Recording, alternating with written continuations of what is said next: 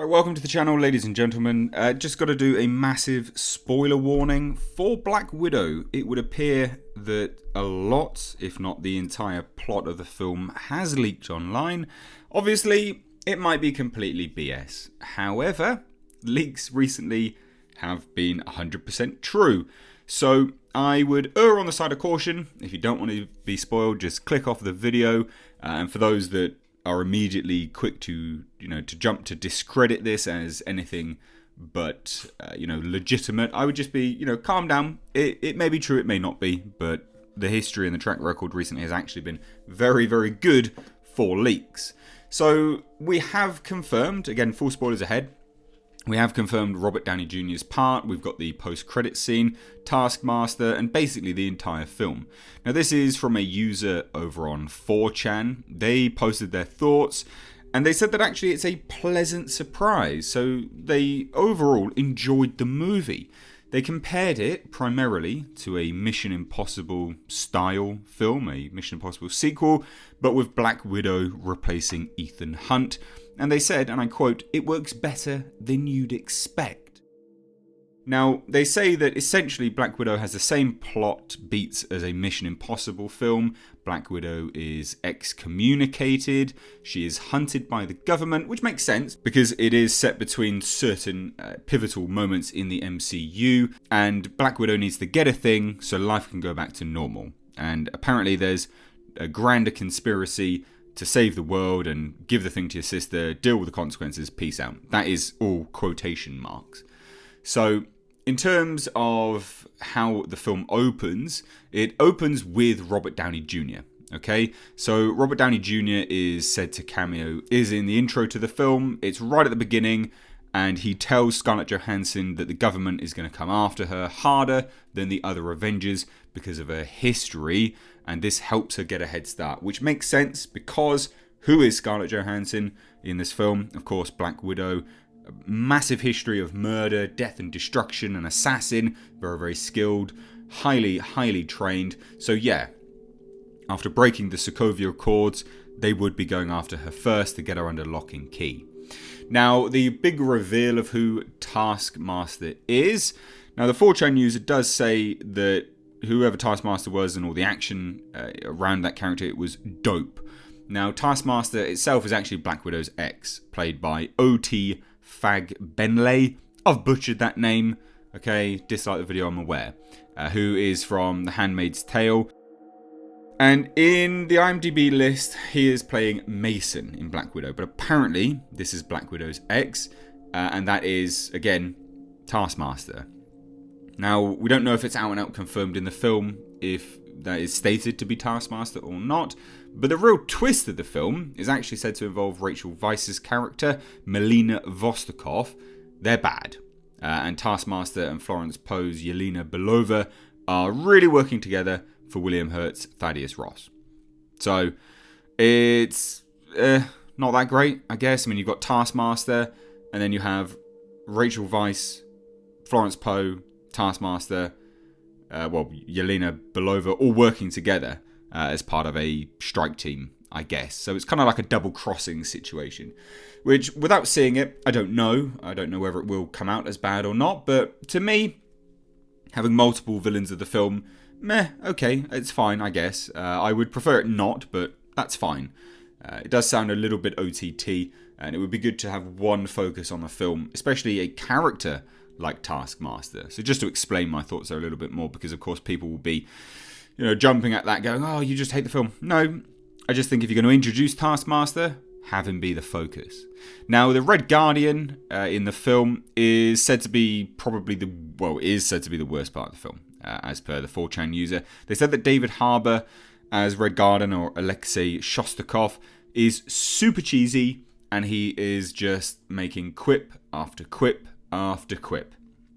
Now, they actually go on to say, and they take it a step further and say that actually his death, because yes, he dies in the film, was a very, very welcome one, even though it's played for tears. Which is, not so good, but look, if you watched the trailer and you thought Red Guardian would be anything else outside of that, I'd be very surprised. I mean, he's just a quip master in the trailer. So, bit of a shame that they choose to kill him as well, but a lot of people will jump at that and say, well, this seems to invalidate the leaks being true, because why would they do that? Again, Marvel have a long history of wiping characters from the board that they introduce, so I've got no qualms about believing this. Where would they go with the character as well? Probably nowhere, so yeah, they have probably gone off and killed him in this film.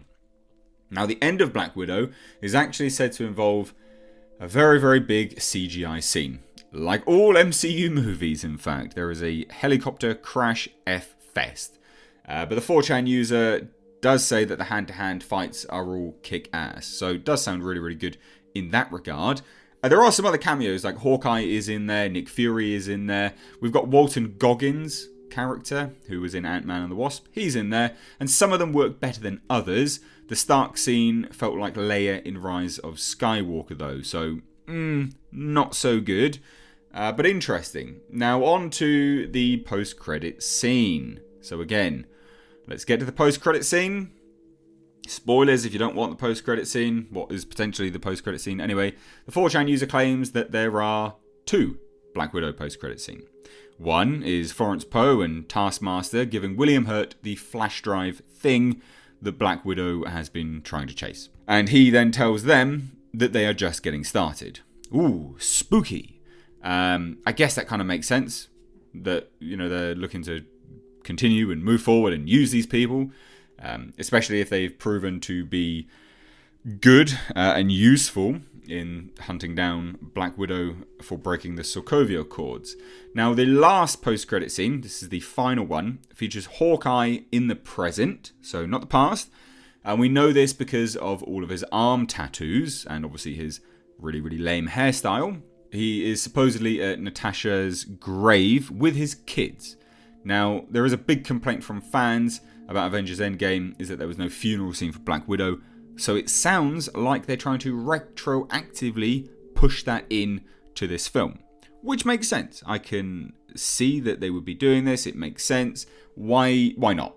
Okay, cool, I guess. I mean, good send-off for a character that people liked and people wanted to see a solo film for a long time.